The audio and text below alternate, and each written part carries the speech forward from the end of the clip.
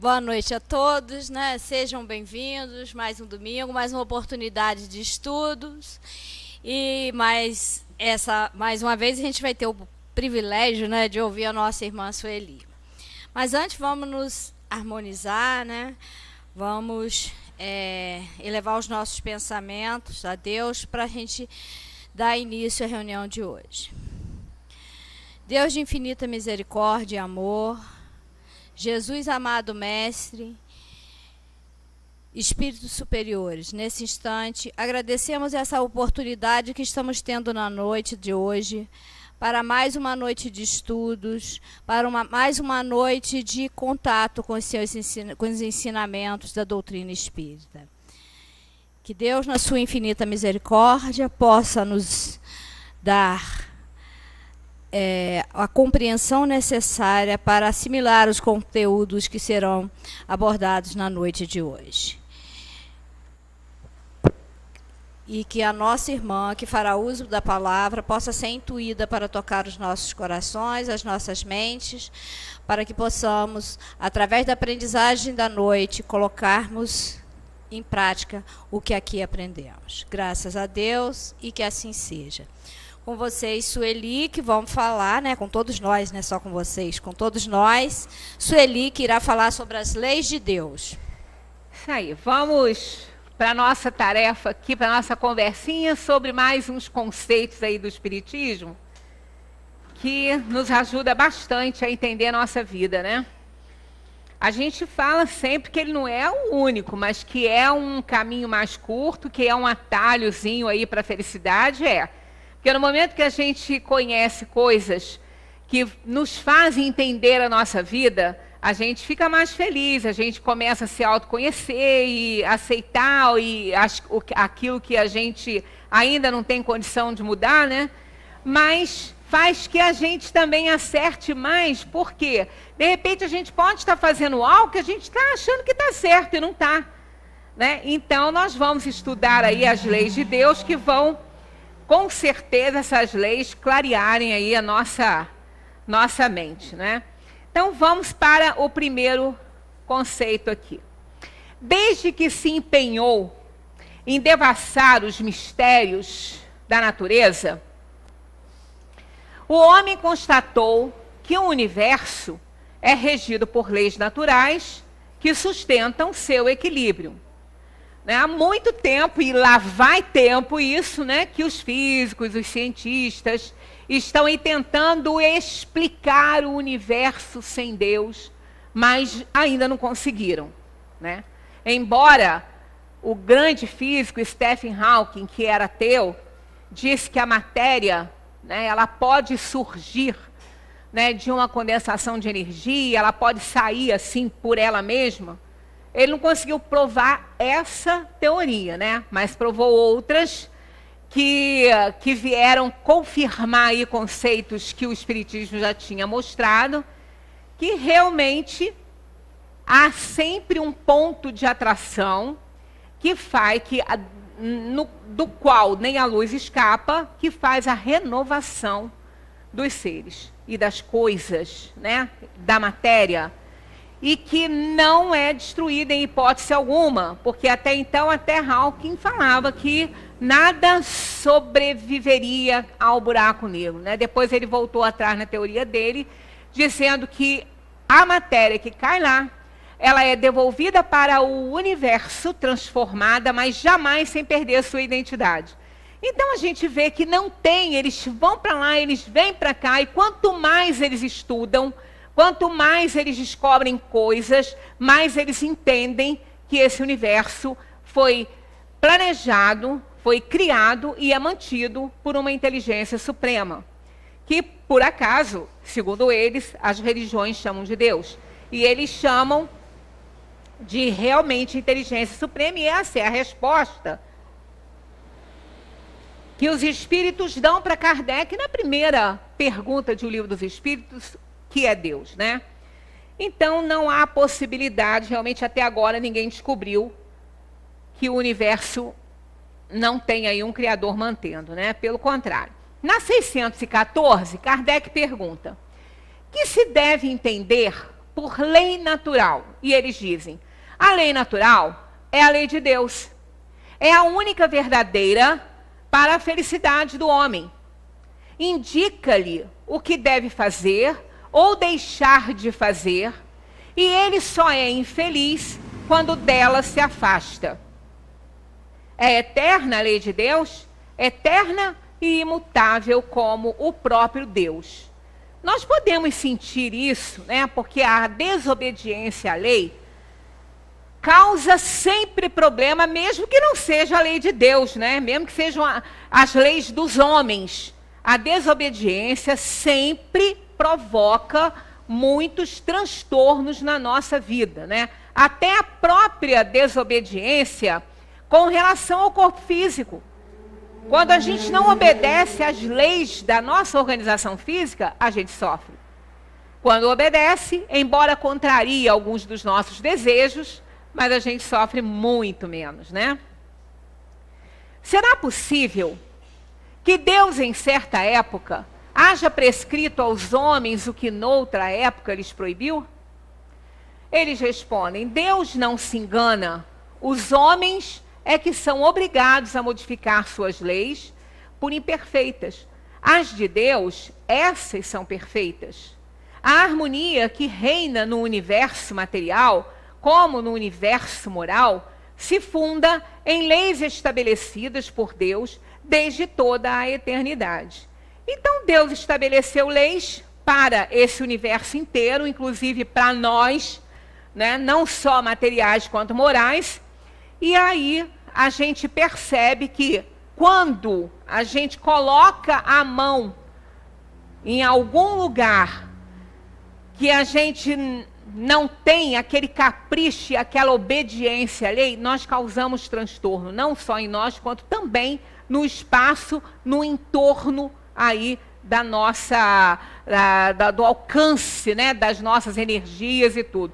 E olha que isso aí não tem medida, né, porque o pensamento, nada pode, assim, bloqueá-lo, né? Não existe essa possibilidade. Ele alcança todo o universo, porque ele viaja no fluido cósmico universal, como nós já vimos isso aí em outras oportunidades. Então, Deus não se engana, suas leis não são mutáveis, né? Elas são imutáveis. Então, nós é que não conseguimos compreender bem aí a lei de Deus e muito menos obedecer. O que as leis divinas abrangem? Referem-se a mais do que a conduta moral? E eles respondem, todas as da natureza são leis divinas, pois que Deus é o autor de tudo. O sábio estuda as leis da matéria, o homem de bem estuda e pratica as da alma. Mas são todas leis da natureza, são todas leis de Deus, né? Tudo que está na natureza, todas as leis existentes na natureza são leis divinas, porque a natureza foi criada por Deus, que estabeleceu leis que são mantidas pelo próprio universo que ele criou. E tem que ser obedecidas por nós, caso contrário, nós vamos sofrer as consequências, como a gente já está vendo aí, né? A desobediência às leis da natureza, as leis físicas, estão nos causando sérios problemas, não só de ordem física, na organização física, quanto também de ordem moral. Então, nós estamos criando muitos problemas com a nossa desobediência à lei divina, né? À lei universal. Deus proporcionou a todos os homens os meios de conhecerem a sua lei, porque fica assim, mas será que a gente não está cometendo esses enganos, porque a gente ainda não consegue entender, porque a gente não conhece essas leis? Será que nós não somos ainda tão ignorantes, né, a ponto de não compreender essas leis e cometer essas insanidades, né, que a gente comete aí com o planeta, com todos os reinos, incluindo o nosso? Aí Kardec fez essa pergunta, né? Se Deus proporcionou a todos os homens o meio de conhecerem a sua lei. Então eles respondem, todos podem conhecê-la, mas nem todos a compreendem. Os que melhor a compreendem são os homens de bem e os que desejam pesquisá-la. É importante, a gente sempre chama atenção para as palavras, né? Olha só, todos podem conhecê-la, porque conhecimento qualquer pessoa pode ter. Qualquer pessoa pode ter conhecimento. É só ela querer buscar esse conhecimento que está em todos os lugares. Então, há possibilidades para todas as pessoas, mas nem todos a compreendem. Então, nem todo conhecimento que a gente adquire, a gente compreende. Mesmo porque alguns não nos convém compreender. E como nós já sabemos disso, a gente não se fundamentaliza naquele conhecimento, porque não interessa muito. Então, conhecimento qualquer um pode ter, mas a compreensão deles a gente tem que querer. Aí também, em algumas situações, ter a capacidade de compreender determinadas coisas, porque a vontade só não basta, né? Santo Agostinho tem uma frase que eu gosto muito, que ele diz: querer não é poder. Como a gente fala aí, né? Querer é poder. Ele diz que querer não é poder. Por quê? Quem sabe pode, mas quem não sabe não pode, ainda que queira. Então tem também aquelas atenuantes para aqueles que ainda não podem compreender. Não é porque não querem. Então, por isso que a gente ouve sempre os espíritos falarem que o que vale é a intenção. Né? No tribunal divino e da própria consciência é a intenção. Tanto que isso nos abona muitas vezes. Quando a gente comete um ato que depois não deu certo, que causou problema, prejuízo, quando a gente vê aquele resultado, às vezes a gente se desespera. Ai, meu Deus, mas por que eu fiz assim, dessa forma? Aí a gente responde para a gente mesmo: eu não sabia fazer de outra forma.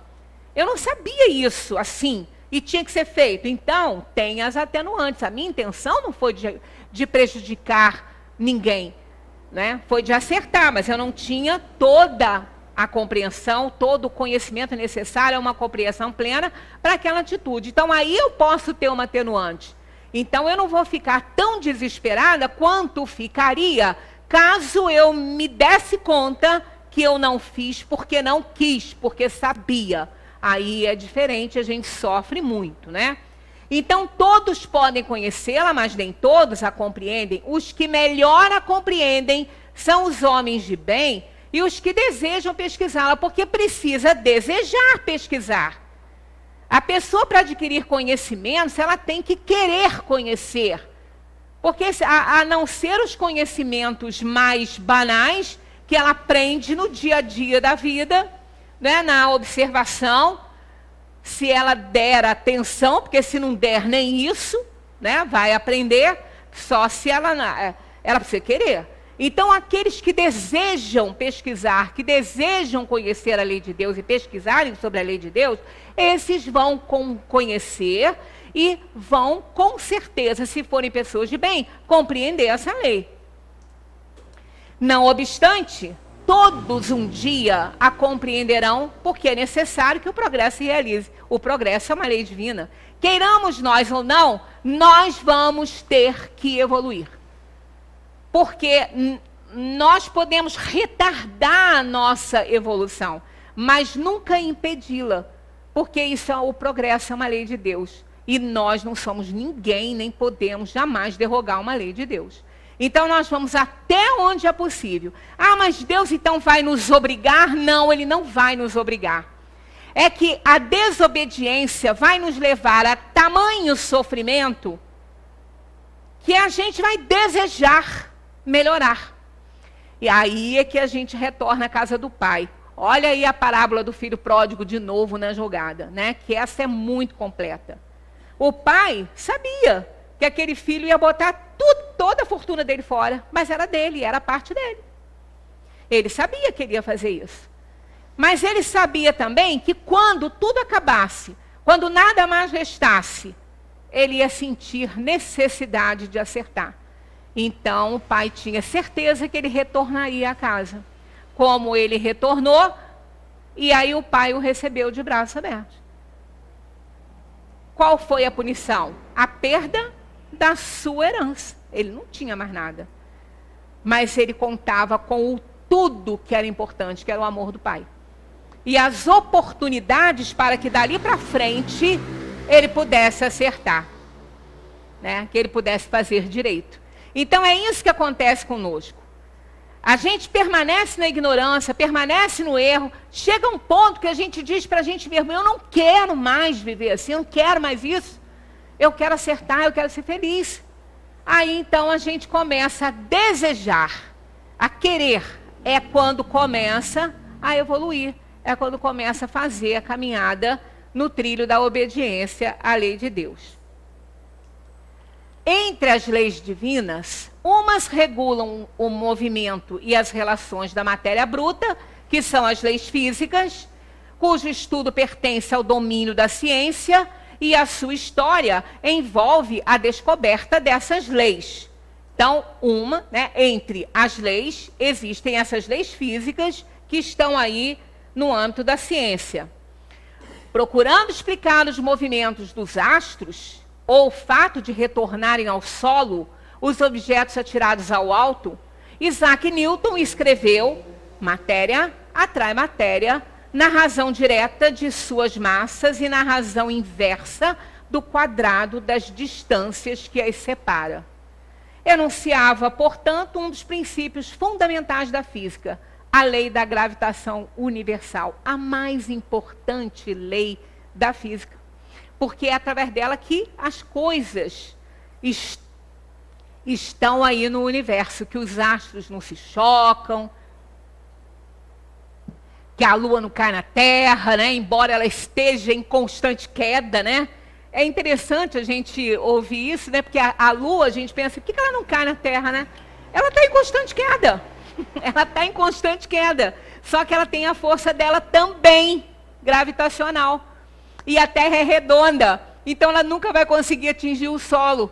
Então são leis maravilhosas. E os cientistas foram pesquisando, desejando saber, conhecendo a respeito dessas leis físicas. E essas próprias leis físicas é que vão levando ao desenvolvimento das leis morais na criatura.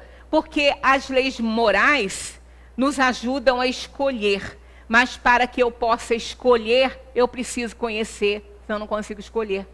Então elas caminham juntas. Por isso nós temos aí que fazer o nosso trabalhinho e respeitar também essas leis físicas que estão aí, que vão nos levar ao desenvolvimento da moral, né? A Terra, a própria Terra, com seus sistemas ecológicos, geológicos, climáticos, hidrográficos, é um imenso organismo orientado por leis naturais que sustentam a vida. Aí entra a questão, quando a gente desorganiza isso aqui, com o mau uso que nós fazemos do planeta, nós descontrolamos tudo. E não tenhamos dúvida que isso vai repercutir na nossa saúde física e mental. E cada vez mais, os cientistas vão se compenetrando da imperiosa necessidade de respeitar a natureza, que sempre, eu devia ter posto aqui em vermelho, né? Sempre reagirá aos abusos do homem com males variados, resultantes do chamado desequilíbrio ecológico. Né? Então, os avisos estão aí, nós estamos vendo a coisa acontecer, né? Nós temos pouquíssima água potável no planeta, num planeta que 3/4 é de água, a gente tem pouquíssima água potável, pouquíssima mesmo. Em alguns lugares ela já não existe, eles já estão tendo que fabricar uma água ali, transformar, purificar. Então a gente vê que isso é triste saber que a gente destrói a própria casa, que a gente destrói o próprio lar, e não está percebendo, não está olhando que está destruindo a própria vida. Aquela que ele tenta preservar de outras formas e não vai conseguir, porque a base ele destrói. Então não há condição de um edifício sem alicerce ficar em pé, né? As outras leis dizem respeito especialmente ao homem considerado em si mesmo, que é o que nós vamos tratar aqui, né? e nas suas relações com Deus e com os seus semelhantes. Então, são as leis morais, né? Contém as regras da vida do corpo, bem como as da vida da alma. São as leis morais.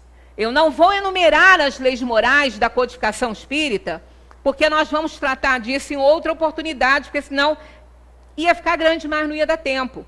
Mas na próxima vez que a gente se reunir, né, eu não sei, a gente nunca tem certeza quando, por isso que a gente nem tem escala, porque a gente troca, porque quando um não pode, o outro, né, substitui.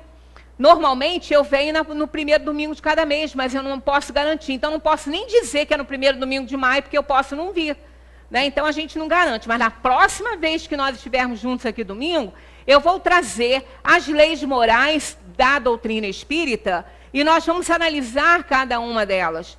Porque elas têm uma certa equivalência com os mandamentos, com as leis de Deus que ele ditou para Moisés. Não é uma transcrição, mas ela se equivale no conteúdo, não na forma, mas sim no conteúdo. Uma das mais estranhas contradições do comportamento humano está em variadas correntes científicas e filosóficas que negam a existência do Criador, não obstante constatarem que a criação transcende a capacidade humana e que o acaso não pode criar. É algo como apreciar um relógio sem admitir a existência do relojoeiro. Então, um dos equívocos grandes é esse aí, é achar, né, que esse universo não tem ninguém que o criou, que o planejou, e nem que sequer que o mantém. E alguns não, porque tem aí uns 4 físicos renomados que chegaram à certeza disso. Tem até, eu já trouxe aqui para vocês, o que intitula a matéria é: o universo não só foi planejado, como foi criado e é mantido por uma inteligência superior. Aí tem um olho enorme assim, né?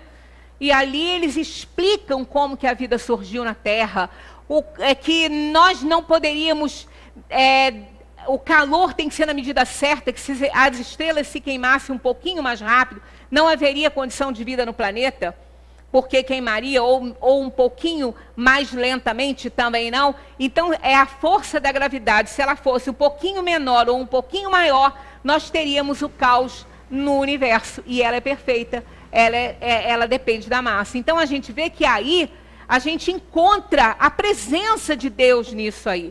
Então, não existe a possibilidade de imaginar esse universo sem Deus, sem um Criador, sem uma inteligência suprema. Voltaire, grande filósofo francês do século XVIII, embora irreverente, proclamava o seguinte: se Deus não existisse, seria preciso inventá-lo. Reconhecia que é impossível explicar o universo sem a presença de um ser supremo que o idealizou e que o sustenta. Aí vem, então aonde que estão essas leis? Onde que está escrito isso? Por quê? O Espiritismo é novinho, né? 1857, que Kardec codificou o Livro dos Espíritos.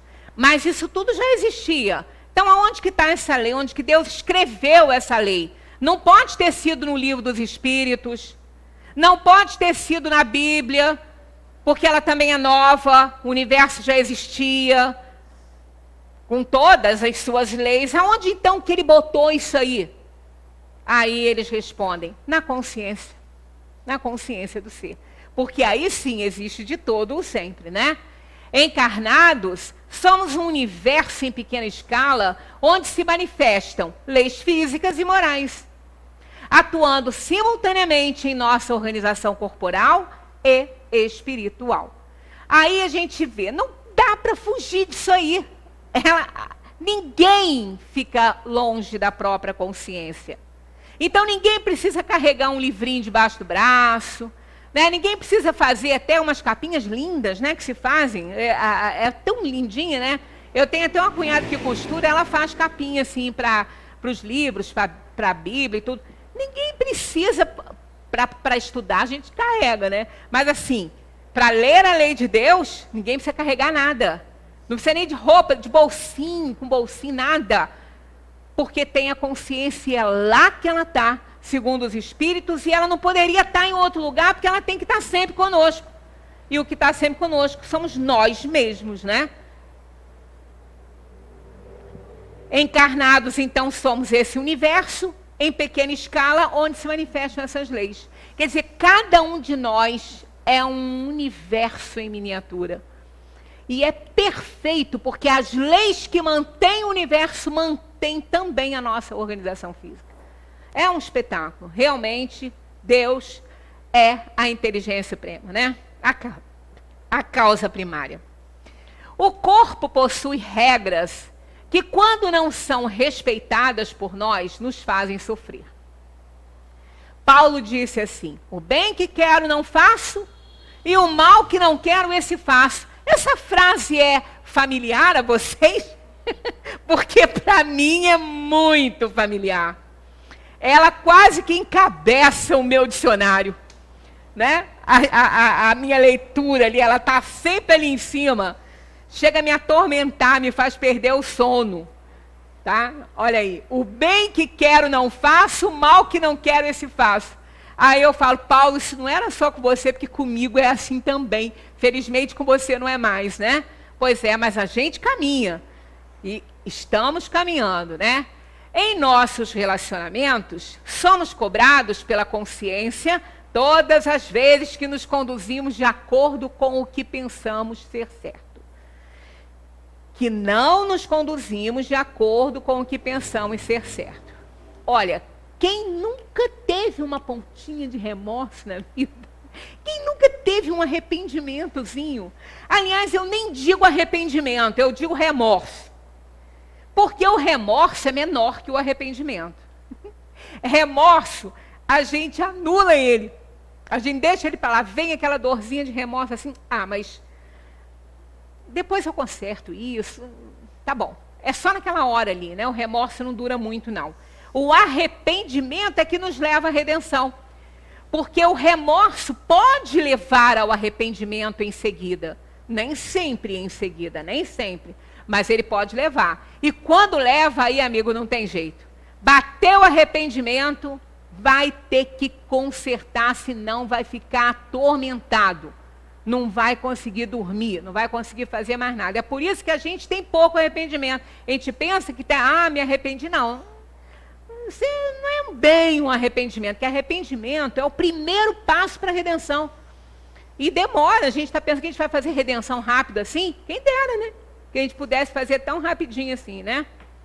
Então a gente fica atormentado pelos próprios erros. A lei de causa e efeito nos ensina, sem que precisemos recorrer a regras morais escritas nos livros. Por quê? Porque a consciência nos acusa logo.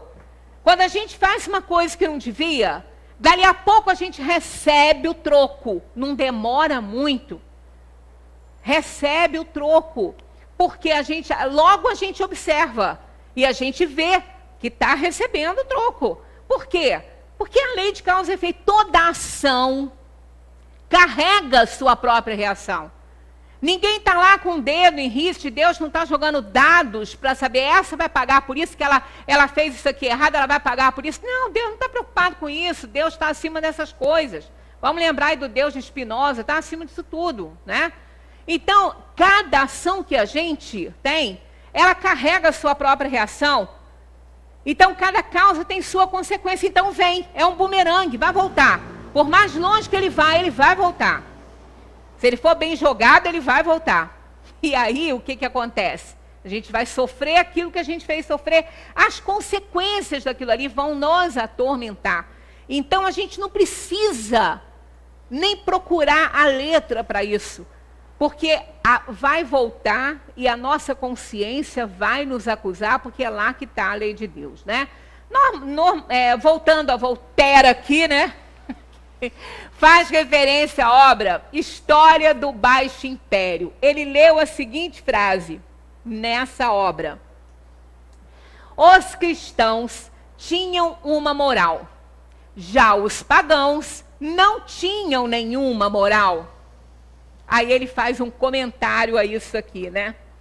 Ah, senhor Lebot, que foi o autor dessa obra aqui, ó, né?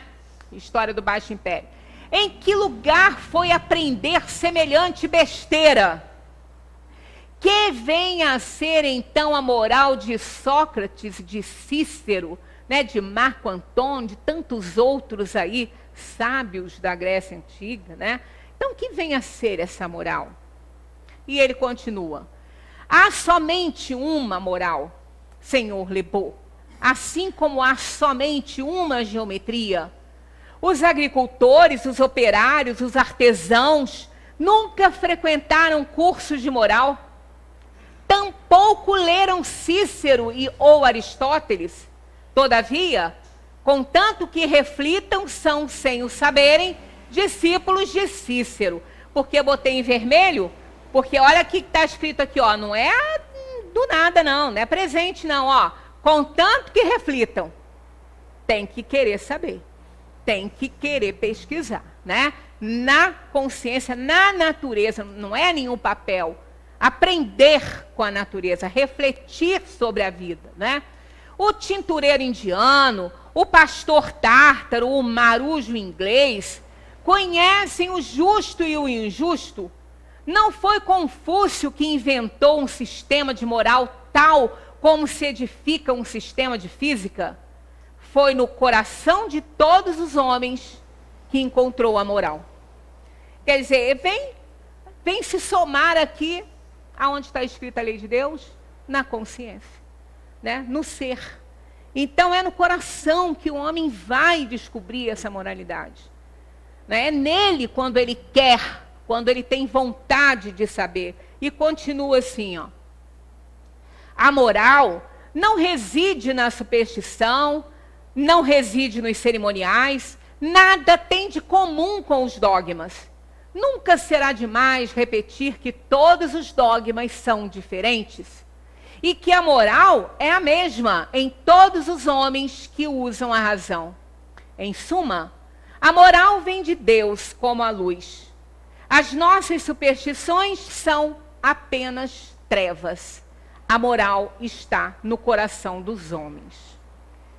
Mas não basta ter coração. Quem disse isso foi Hilário Ribeiro, grande educador, né? Grande educador de 1800 e pouco, eu até está aqui, anotei para não esquecer a data. Hilário Ribeiro nasceu em 1847, morreu em 1886, 39 aninhos só. E foi um excelente escritor, poeta, educador. Começou a fazer medicina, mas não pôde terminar porque teve que voltar para Porto Alegre. Não, Porto Alegre não. Ele não era de Porto Alegre. Porto Alegre era Pedro de Camargo. Não me lembro bem aonde ele nasceu, mas ele teve que voltar para a cidade dele por conta de problemas que ele teve que voltar e dedicou-se à educação. Mas depois ele largou a educação e ficou só escrevendo. Escrevendo sobre educação, sobre tudo. Era um grande educador. E não é por acaso, sei lá, nem sei porquê, que a gente hoje procura grandes educadores, a gente acha, mas não tem tantos não. Quando a gente vai fazer essa pesquisa, é tudo lá de 1800. Tudo lá de 1800, 1900 e pouco, né? Assim como Herculano, grande educador, Herculano Pires, e Pedro de Camargo. Pedro de Camargo é assim uma bênção dentro da doutrina espírita e dentro do sistema educacional. Pedro de Camargo também, esse viveu muito, esse viveu 88 anos, Pedro de Camargo. Ele assinava os livros espíritas com o pseudônimo Vinícius. Às vezes vocês vão encontrar algum livro que está lá, Vinícius, é Pedro de Camargo. Esse sim, nasceu em Porto Alegre. Então ele nasceu em 1878 e morreu em 1966. Esse viveu bastante. Outro grande educador também que nos ajudou muito, muito, muito e continua ajudando, Herculano Pires. José Herculano Pires. Maravilhoso, uma pessoa do bem, grande educador. Ele era educador. né? Então ele teve 45 obras escritas. Aos 5 anos de idade, ele escreveu o primeiro soneto. Com 16 anos, o primeiro livro, Sonho Azul. Primeiro livro dele, aos 16 anos. Depois, aos 18, ele escreveu Coração, Contos. Então, a pessoa da maior fidelidade à doutrina espírita fez tradução. Ele foi um dos primeiros, ele foi o primeiro que traduziu certo o Livro dos Espíritos. Porque os outros, na 540, erraram. Ele foi o primeiro que traduziu a 540 certo. Bem certinho mesmo, colocando o artigo no lugar e dando a conhecer a verdade dualista do universo. O Herculano realmente é uma pessoa assim brilhante. Foi uma pessoa brilhante e é um espírito brilhante, né? Então é aquela história, precisamos realmente de grandes educadores, porque esses estão na dimensão espiritual trabalhando e a que custo, né? Para encontrar mentes alinhadas com eles, né? Tá difícil, mas encontra porque tem. Hein? Porto Alegre também? Porto Alegre também. Mas eu não estava lembrando, não. Eu estava lembrando só de Pedro de Camargo, que é lá. O homem tem meios para distinguir por si mesmo o bem e o mal, porque precisa, né? Já que ele tem que acertar, já que ele tem que obedecer à lei, ele tem meios para isso. Porque não adianta nada a gente pegar uma pessoa, uma criança que não sabe ler qualquer coisa, um adulto, ó, você tem que aprender a ler, tá? Se vira. Mas não dá nada para ele, não faz nada, não dá subsídio, não dá nada, não vai aprender. Então, como é que é? Eu tenho que obedecer à lei, mas eu tenho meios para isso? Para entender? Porque eu fui criada simples e ignorante. Eu não fui criada com nenhum conhecimento. Eu vivo num plano de provação e expiação, onde o mal impera. Eu tenho como aprender, então, para fazer certo? Né? Então, o Deus tem meios para distinguir, o homem tem meios para distinguir por si mesmo o bem do mal? E eles dizem sim, quando ele crê em Deus e quando o quer saber. Aí, de novo, olha, quando ele quer saber, ninguém pode ajudar ninguém que não quer ser ajudado. Ninguém pode ajudar ninguém a conhecer nada se ele também não quer conhecer. Então, ele tem que querer saber. Deus lhe deu a inteligência para discernir um do outro. Tem no reino animal, o reino animal tem a inteligência, mas é inferior à nossa.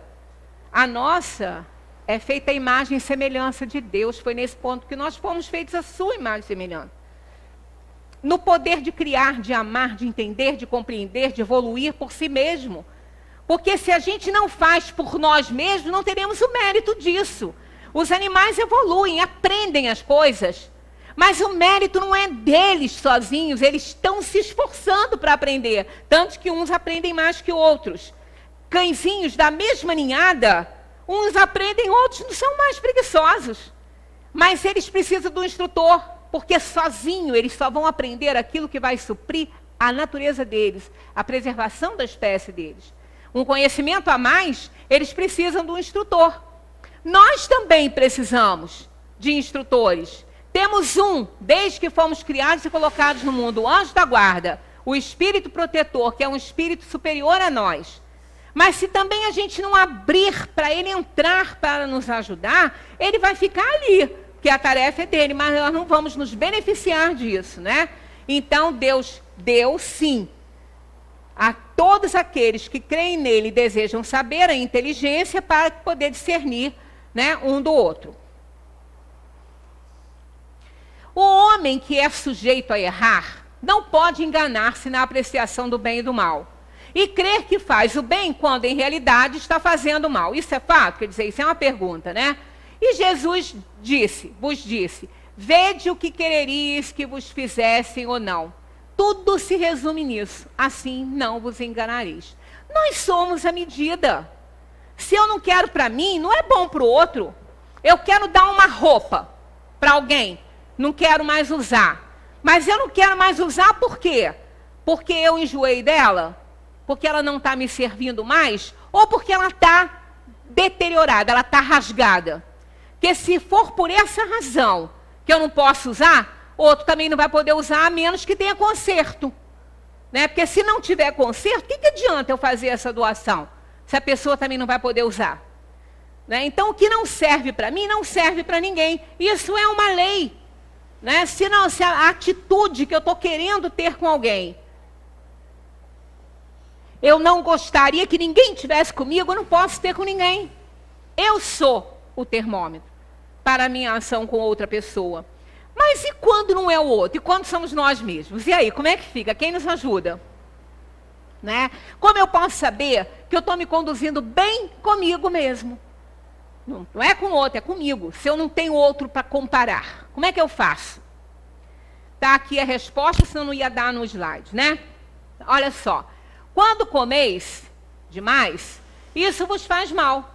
Pois bem, é Deus que vos dá a medida do que vos falta.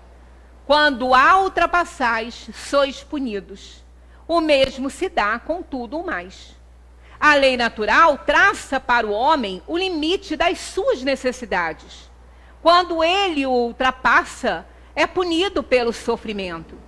Se o homem escutasse em todas as coisas essa voz que diz, chega, evitaria a maior parte dos males de que acusa a natureza. Né? Então, nós precisamos compreender quando nós desobedecemos a nós mesmos. Né? Às vezes a gente vai comer uma coisinha, aí não é o anjo da guarda, não é a gente mesmo que está ali. Não come isso não, que isso te faz mal. Hein? Você sabe que isso te faz mal. Aí você vai lá e se enche, tá? Não vai demorar muito, o hospital te espera. Ou então, quem sabe, um dia ou uma noite de rei ou rainha, né? Do trono para a cama, da cama para o trono. E assim vai. Isso aí vai me ensinar. Eu preciso de livro? Não, eu preciso só de lembrar, né? Tá aqui na consciência de que eu não posso comer isso. Se eu comer, eu vou passar mal. E assim é assim também. Ó, eu não posso falar isso, porque se eu falar, vai dar confusão. Então, ó, costura a boquinha. Ou como dizia o Chico, bota água na boca. Bota bastante água na boca e fecha a boca. Mas não engole a água, né? Não adianta. Quem vai falar com boca cheia d'água? Né? Então, é a medida. É a medida, a gente vê que a gente pode fazer mal. Né? E aí a gente tem que ter olhos de ver e ouvidos de ouvir. Reivindica-se justiça, condena-se a corrupção, a exploração, a desonestidade, etc. Mas muitos não condenam a ideia de quê? De levar vantagem em tudo, de não devolverem o troco a mais, de mentirem em suas transações, de se aproveitarem da ignorância de alguns, de usarem de sua influência, não obstante o prejuízo de alguém. É familiar cada uma dessas atitudes aqui para vocês? Para mim é bastante. Tudo isso é transgressão da lei. E quem transgride faz com conhecimento de causa. Por quê? Porque quando é vítima, reclama. Né? O mesmo que não devolve o troco, se devolverem um troco errado para ele, ele vai para lá reclamar. Como é que ele não reclamou quando ele recebeu a mais? Né? E às vezes a gente vê isso lá na infância, no jardim de infância. A criança que recebe mais fica quieta. Mais balinha, mais docinho, ela não fala. A outra recebeu menos, ela vai logo gritar, ô tia, ele ganhou mais. Olha só. Aí o outro que recebeu mais ficou quieto. Por quê? Porque já está se desenvolvendo nele esse amor por si mesmo, né? Cada um por si, o resto que se dane. E é isso que causa problema grande depois, né? Quando os homens, aí, continuando aqui, reclama, é como se a lei só existisse para protegê-lo. O outro que se dane. Eu quero a lei que me protege, eu quero justiça. Eu quero justiça. Que bom, eu também. Mas você também é justo? Você também pratica essa virtude de ser justo, né? Aí nós temos outro aqui, ó, outro educador maravilhoso, Benjamin Disraeli, maravilhoso, olha só. Quando os homens são puros, as leis são desnecessárias. Quando são corruptos, as leis são inúteis. Verdade, não é? Para que a gente quer mais lei? Né? Para quê? Para que lei para quem não respeita? Para que tantas leis no Supremo Tribunal Federal? Eles conhecem todas, mais do que eles não conheço. Né? Eu não conheço nenhuma, eles conhecem. Respeitam? Não. E daí? Então o que adianta ter? Não adianta. Né? E se não tiver? Se não tiver, os homens de bem não precisam de leis. Né? Os homens de bem, nós estamos muito longe disso que a gente precisa.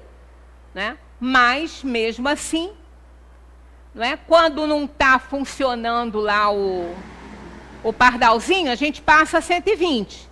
Se ele estiver funcionando, a gente passa a 50 na marca. Passou do negocinho do chão, pé no acelerador. Se desgraça todo e desgraça o outro também. Por quê? Porque ali é lei, ó. Eu estou vendo. Né? Então, vai doer no meu bolso. Porque se não doesse no meu bolso, eu também não ia parar. Então, a gente tem que reconhecer que nós não somos menos corruptos, menos imorais, né? Porque a gente comete. Podemos falar de pequenas imoralidades? Não sei. Porque eu acho que imoral é imoral. Tem pequeno nem grande, né? É igual roubar. Se você tira 100 reais de uma pessoa e 1 milhão de outra, você roubou do mesmo jeito. Às vezes, se que fosse 10 reais, às vezes ele só tinha aquele. E aquele de 1 milhão pode ter 300 milhões, mas não importa. É dele. Né? Então, não existe pequeno nem grande aí. É roubo, é corrupção, é tudo ruim, é desobediência. Então, a gente tem que ver se a gente não está fazendo. Porque se estiver fazendo, não pode apontar para o outro, né? Esse Benjamin Disraeli, ele foi um dos primeiros políticos britânicos. Esse eu não botei, mas eu acho que ele é de 1803, por aí. Ele é de 1803, eu acho. Eu acho que ele nasceu... Ele nasceu em 1803, 1800. Benjamin Disraeli. Era um grande homem, um grande escritor, político, né, conservador, mas um grande político. Foi um dos primeiros ministros, né, britânicos. Então, realmente, ele falou uma coisa que hoje a gente está vendo a realidade aí, né? E assim passamos pela vida, muitas vezes anestesiados diante do que sabemos. E o que é muito pior, tomando atitudes indignas e imorais para defender a dignidade e a moralidade que pregamos. É um paradoxo, mas isso acontece, né? A gente toma, às vezes, medidas indignas para defender a dignidade e a moralidade que a gente prega. Então, é um paradoxo, mas é a nossa realidade, né? Esse filme aqui, eu aconselho a todo mundo assistir. O livro de Eli, né? Não é bonito de se ver. A terra está devastada, não tem mais nada, não tem água, né? Não tem nada, tudo acabou. As pessoas estão se matando. É um livro, é um filme pesado, é um filme cinza, né? Feio. Mas a mensagem desse filme é muito bacana. Ela é muito legal. Esse é o enigma do filme. Por quê? Tudo indica que ele era cego. Mas tem passagens ali que a gente não acredita que ele seja cego. Eu acho que era. Meu filho acha que não. Eu acho que ele era cego. Tá?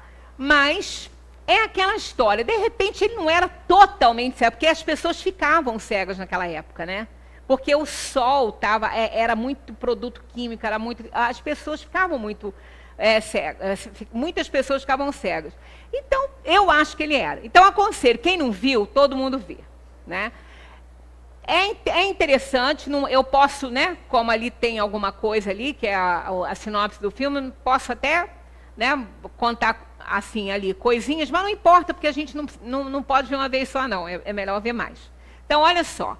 Eli tinha a tarefa de levar o exemplar do livro sagrado para um local específico, onde a Terra recomeçaria sua civilização após uma guerra que quase terminou com ela.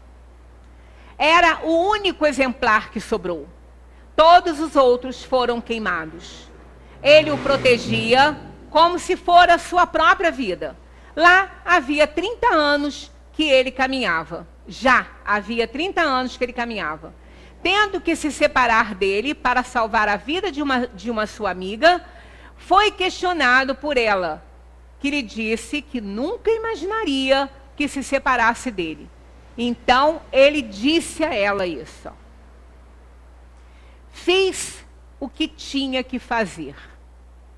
Os 30 anos que ficou comigo, e eu lendo todos os dias, preocupei-me tanto em mantê-lo seguro, que me esqueci de viver o que aprendi com ele. Olha só. O que ele aprendeu com ele? Faça pelos outros mais do que faz por si mesmo. Eu não preciso mais dele. Né? Então é quando ele realmente entende por que ele estava com aquela missão. Ele leu durante 30 anos aquele livro. Eu, quando vi isso, quando escutei isso, eu falei, meu Deus, vou botar minhas barbinhas de molho. Porque eu estou há 35 anos estudando o Espiritismo. Me deu medo, sabia? Me deu assim um pânico na hora, né? Porque eu falei, Jesus, socorro, né? Porque a quem muito é dado, muito será cobrado. E vocês não adianta ficar com essas carinhas rindo aí, não, porque vocês também estão responsabilizados. Vocês estão aqui, né? Vocês também estão estudando o Espiritismo, né? Olha só, a quem muito é dado, muito será cobrado. Então, achei esse filme maravilhoso, quando ele entende isso e ele acaba tendo que liberar o livro de qualquer maneira, para essa amiga dele não morrer, né? E assim a gente fica pensando, isso acontece conosco. Tantos estudos, tanto conhecimento. E será que a gente, pelo menos uma essênciazinha a gente aprendeu? Olha, era tão pouco aqui. 30 anos estudando para cair em si que faça pelos outros mais do que faz por si mesmo. Ele só se preocupava em proteger o livro. Mas ele não tinha vivência daquilo ali. Ele protegeu o livro, mas, né, teve uma hora que ele foi obrigado a entregar. Então, são as coisas materiais. Quando Jesus, no Consolador Prometido, ele fala que ele vai. Eu vou, mas eu vos enviarei o Espírito da Verdade, que estará eternamente convosco. E o que pode estar eternamente conosco? Nada material. Só espiritual, quer dizer, conhecimento, moralidade, verdade, né? Então, é o conhecimento que pode estar eternamente conosco. Foi ali que ele entendeu realmente isso. A palavra escrita se perde no tempo e na interpretação das pessoas que o fazem de acordo com o seu ponto de vista e suas conveniências. Mas, infelizmente, ainda precisamos dela para que possamos despertar e ler a verdadeira lei de Deus que está escrita em nossa consciência. No Evangelho dos Essênios, eu até não trouxe o slide, porque eu achei que não fosse dar tempo, mas até dá tempo de ler. Esse é apócrifo, né? Mas tem uma passagem assim, ó.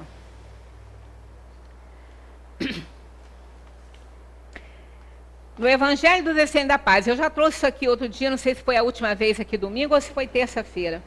Jesus falava para um grupo de enfermos e paralíticos que o questionavam. Mestre, quais são as leis da vida? Fica conosco um pouco mais e ensina-nos. Queremos escutar seus ensinamentos para que possamos nos curar e nos tornarmos certos. E o próprio Jesus sentou-se no meio deles e disse: em verdade vos digo que ninguém pode ser feliz exceto quem cumpre a lei. E os demais lhe responderam: todos cumprimos a lei de Moisés, nosso legislador, tal como estão escritas nas Sagradas Escrituras. E Jesus respondeu: não busqueis a lei em vossas escrituras, porque a lei é a vida, enquanto o escrito está morto. Em virtude vos digo que Moisés não recebeu de Deus suas leis por escrito, senão através da palavra viva. A lei é a palavra viva do Deus vivo, dada aos profetas vivos para os homens vivos. E onde quer que haja vida, está escrita a lei. Podeis encontrá-la na erva, na árvore, no rio, na montanha, nos pássaros do céu, nos peixes do mar. Porém, buscai principalmente em vós mesmos. Pois em verdade vos digo que todas as coisas vivas encontram-se mais perto de Deus que a Escritura que está desprovida de vida. Deus fez a vida e todas as coisas vivas de tal modo que ensinasse ao homem, por meio da palavra sempre viva, as leis do Deus verdadeiro. Deus não escreveu as leis nas páginas dos livros, senão em vosso coração e em vosso espírito. Encontram-se em vossa respiração, em vosso sangue, em vossos ossos, em vossa carne, e vossos intestinos, em vossos olhos, em vossos ouvidos, em cada pequena parte de vosso corpo.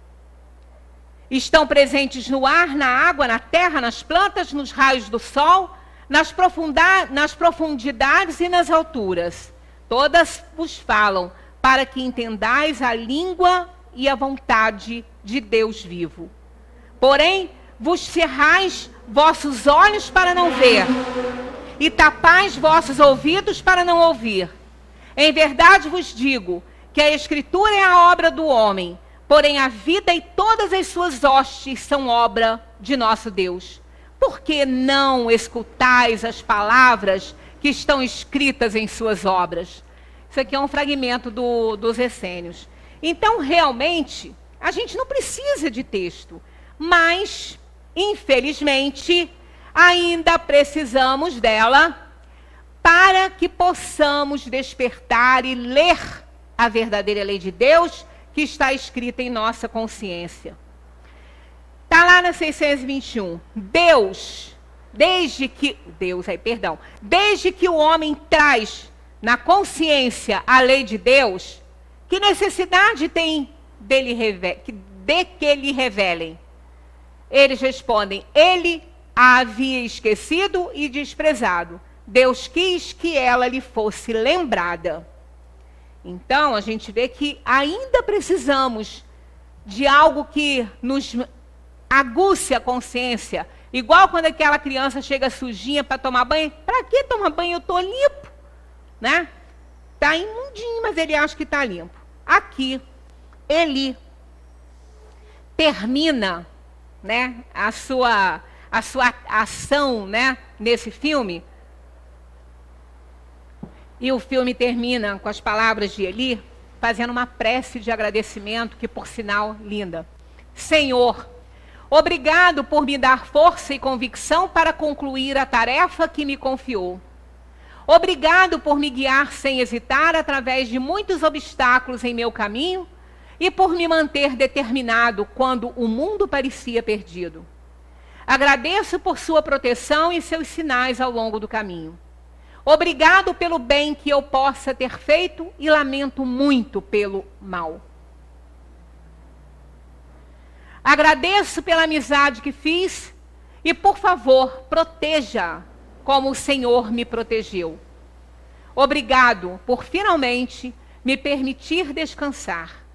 Estou muito cansado, mas eu agora vou para o meu descanso, em paz, sabendo que agi corretamente enquanto vivi nesta terra. Combati o bom combate, terminei a corrida e mantive a fé. Se nós chegarmos no final da nossa jornada e pudermos fazer uma prece igual a essa, não vamos ter medo de mais nada, porque vamos adentrar a espiritualidade com a nossa consciência plena do dever cumprido.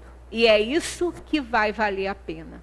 Que a gente continue trabalhando pela própria evolução, pelo próprio aperfeiçoamento. A gente pode até ir devagar, só não pode parar. Muita paz para todos, que Deus continue nos abençoando.